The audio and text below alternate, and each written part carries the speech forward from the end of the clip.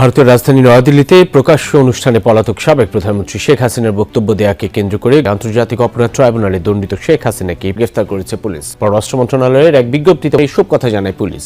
তার দলীয় সমর্থক ও সাধারণ জনগণকে সহিংসতা এবং সন্ত্রাসী কর্মকাণ্ডে উস্কানি দেন। ভারতের রাজধানী নয়াদিল্লিতে সাবেক প্রধানমন্ত্রী শেখ হাসিনাকে গ্রেফতার করা হয়েছে। 14 দিন বিচার বিভাগীয় হেফাজতে রাখার নির্দেশ দিয়েছেন ভারতের একটি আদালত। জটিল রাজনৈতিক সমীকরণ আর তীব্র কূটনৈতিক উত্তেজনার মাঝে এবার নতুন মোড় নিয়েছে ঢাকা দিল্লি সম্পর্ক।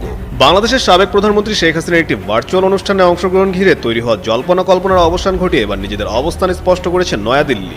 ভারতের ভূখণ্ড ব্যবহার করে কোনো ধরনের রাজনৈতিক কর্মকাণ্ড পরিচালনা করতে পারবেন না দেশটিতে অবস্থানরত বাংলাদেশের সাবেক প্রধানমন্ত্রী শেখ হাসিনা। স্পষ্ট করে এই কথা জানিয়ে দিয়েছে নরেন্দ্র মোদী সরকার।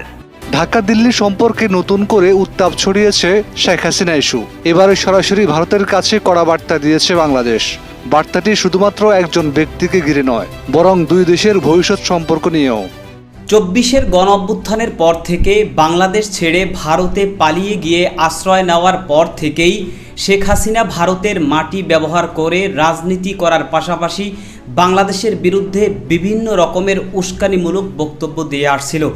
যেই কারণেই বাংলাদেশের পক্ষ থেকে বারবার ভারতকে জানানো হয়েছিল যে ভারতের মাটি ব্যবহার করে শেখ হাসিনা যেন রাজনীতি না করে এবং বাংলাদেশের বিরুদ্ধে উস্কানিমূলক কোনো বক্তব্য না দেয়।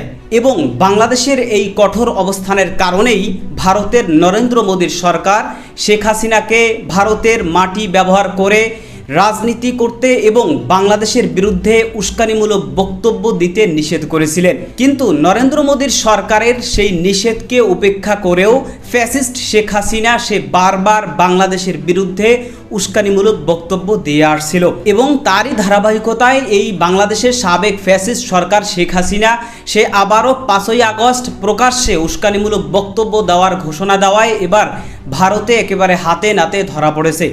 দর্শক, এ বিষয়ের কিছু অংশ ভিডিওর শুরুতে শিরোনামে আপনারা দেখেছেন, বিস্তারিত দেখবেন পুরো ভিডিও জুড়ে। এ বিষয়গুলো দেখার পূর্বে আপনাদের একটা অনুরোধ করব, যারা আমাদের চ্যানেলে নতুন আসছেন চ্যানেলটি সাবস্ক্রাইব করে অল ক্লিক করে বেল আইকনটি চালু করে দিবেন। দর্শক, চলুন আমরা দেখব যে এবার বাংলাদেশের বিরুদ্ধে উস্কানিমূলক বক্তব্য দেওয়ার ঘোষণা দিয়ে ফ্যাসিস্ট শেখ হাসিনা সে যে ভারতে এবার ধরা পড়েছে সেটা আমরা দেখব।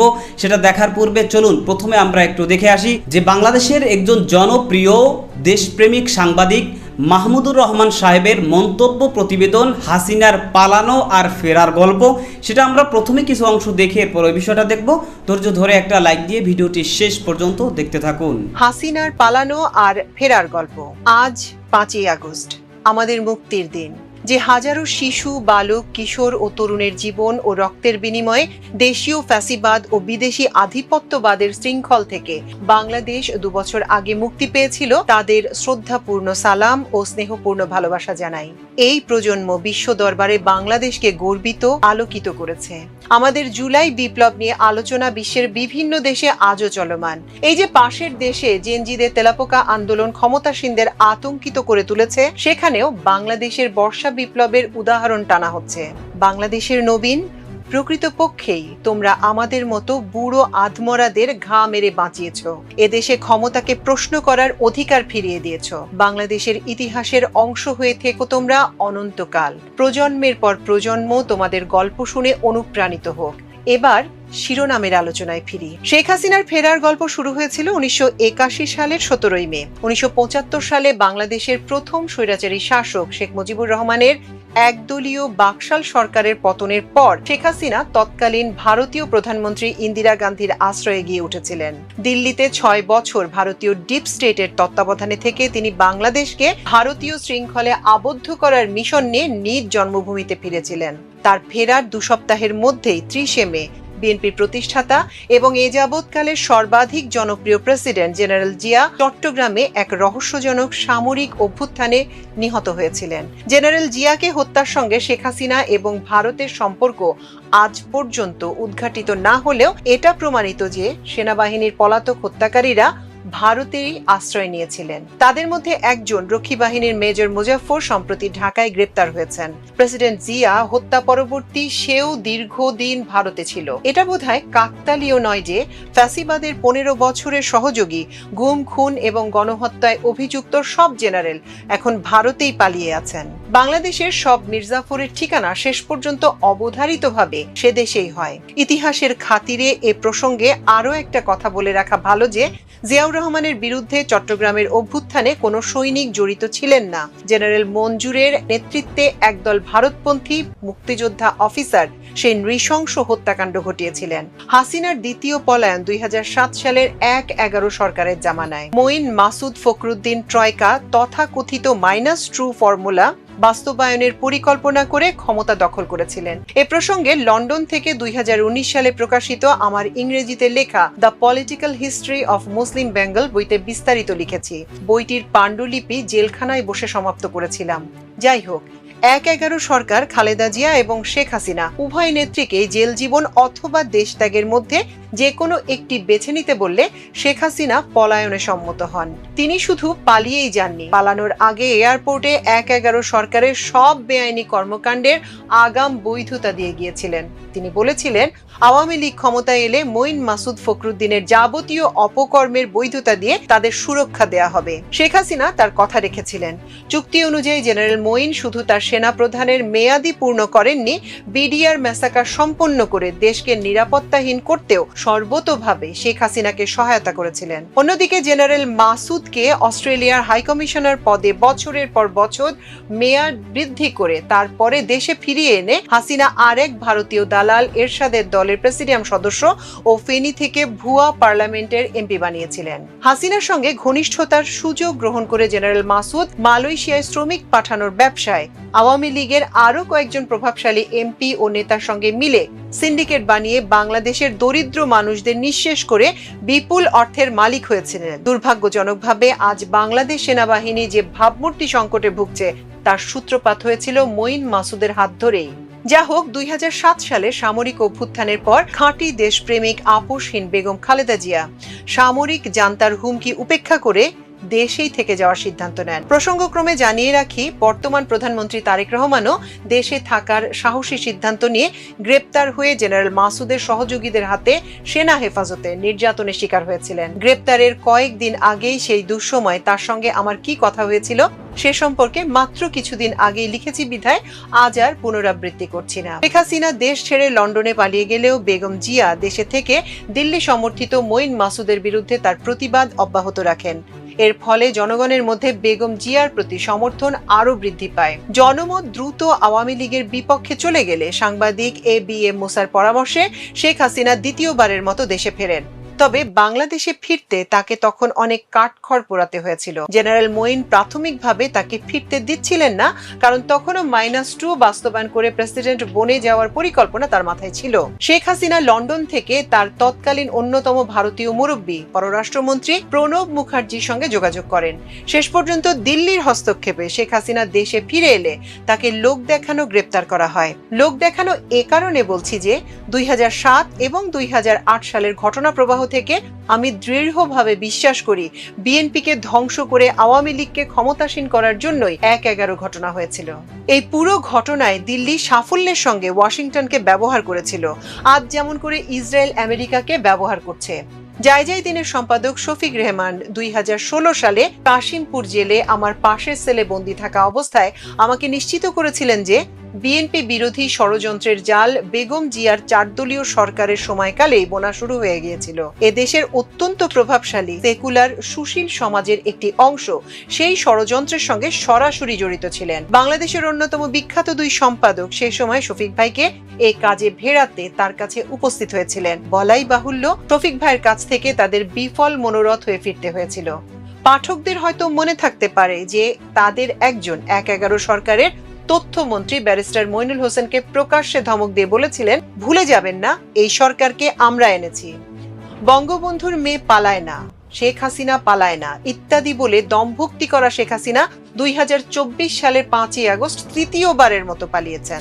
লক্ষ্য করার মতো বিষয় হলো প্রতিবার তার পলায়নের সঙ্গে দিল্লি সম্পৃক্ত থাকে।